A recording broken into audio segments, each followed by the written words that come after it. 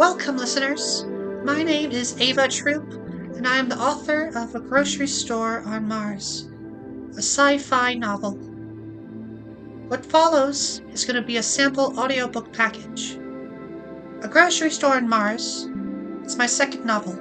It's set in a distant future in the year 2580, where humanity has achieved what we once only dreamed of: humankind living in space. But with these innovations comes a new set of challenges.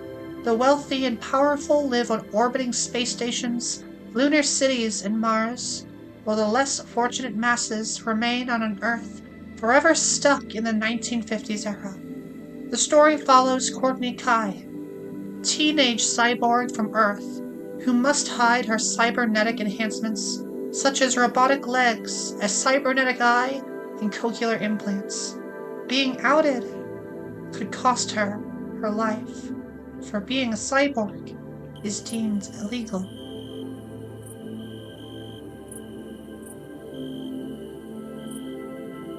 Chapter 3: Home. 16 years later, teenager Courtney Kai lays on the roof of the farmhouse, gazing up at the stars.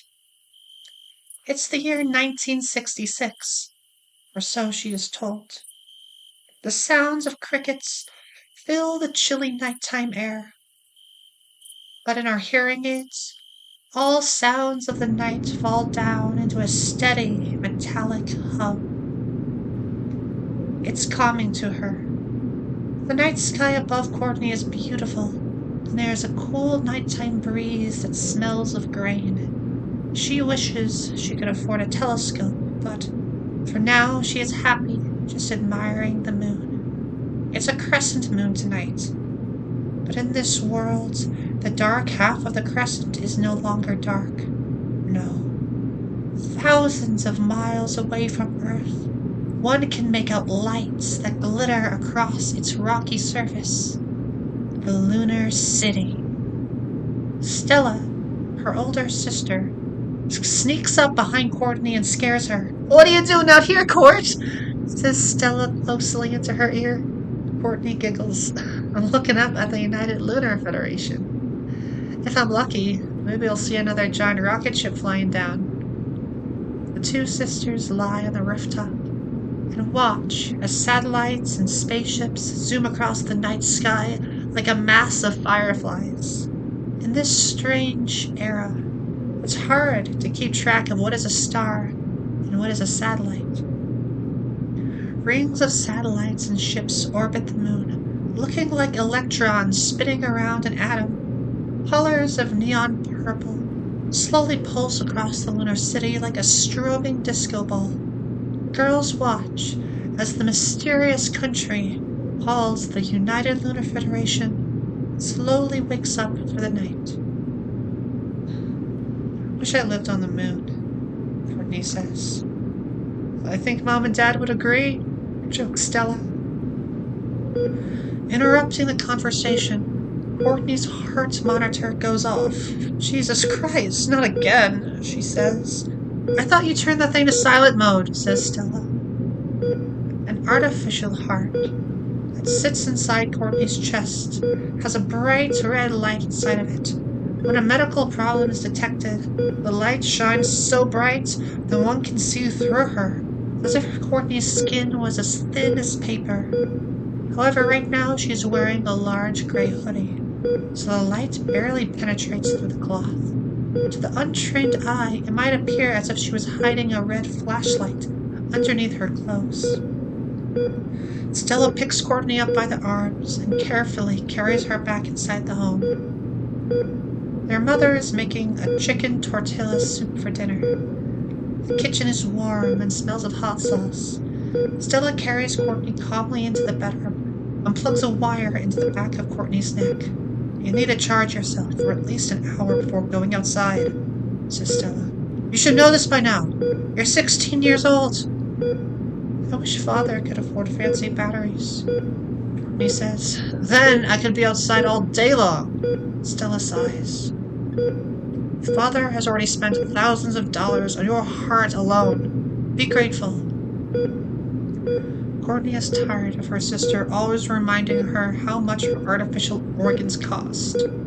Stella puts a metallic blanket over Courtney and turns off the bedroom light. She leaves her sister to charge in silence.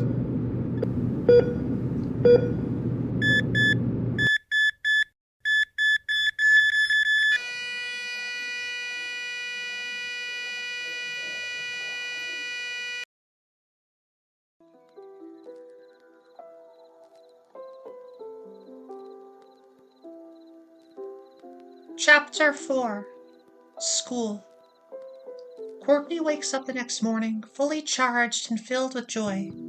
It's a school day. Getting dressed is always her least favorite part of the day. First, she removes all the life support wires that she sleeps with. She hates the feeling of unplugging the wires from the back of her neck. The sensation is painless, but it makes her squeamish. It feels like a long noodle of warm spaghetti is being pulled up from deep inside her. It tickles, with a buzz that gives her the occasional static shock from inside. Each wire is color-coded to a vital organ system. Red for the heart, blue for the lungs, and yellow for the liver. The wires always come out smoothly, but are coated in blood and pus, so she has to wash them while she brushes her teeth. Courtney always makes sure to wear a long dress that hides her prosthetic legs. She knows that if she was outed at school as a cyborg, her social life would be over. Courtney throws on a green hoodie to hide the huge electronic outlet on the back of her neck. Before leaving her bedroom, she takes a good long look in the mirror. Next to the mirror is a large magazine cutout of her idol. The cutout shows a skinny Korean man under a spotlight on stage. One might think he is a famous K-pop singer, but in reality, this is a picture of Xander Lee, a famous CEO that Courtney admires. Xander Lee was born poor and disabled just like her, but he managed to work hard in school, graduated from a top university, and went on to found his own country, a faraway nation known as the People's Republic of Mars. Before him, Mars was merely a small science outpost, no permanent residence. It was a curiosity at best. Xander Lee used his wealth from mining asteroids to slowly expand the outposts into a full-sized colony. And what was the critical component that brought Martian civilization to life? None other than a grocery store. As Xander Lee himself said, a grocery store is the heart of any modern community. It's what takes us out of the Stone Age. A pillar of achievement, a cornucopia of human wants and needs. To have access to any kind of food all in one place, all the fruits of the earth just inches away from the next. It puts the Garden of Eden to shame. A grocery store is what turns a wasteland into a city.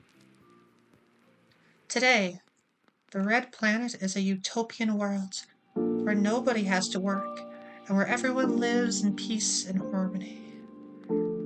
Courtney looks at a poster showcasing the glittering glass domes of Mars. Smiling, happy people walk down shopping aisles, many of them cyborgs too. Up there, being part machine is praised rather than scorned. She puts her hand on the poster.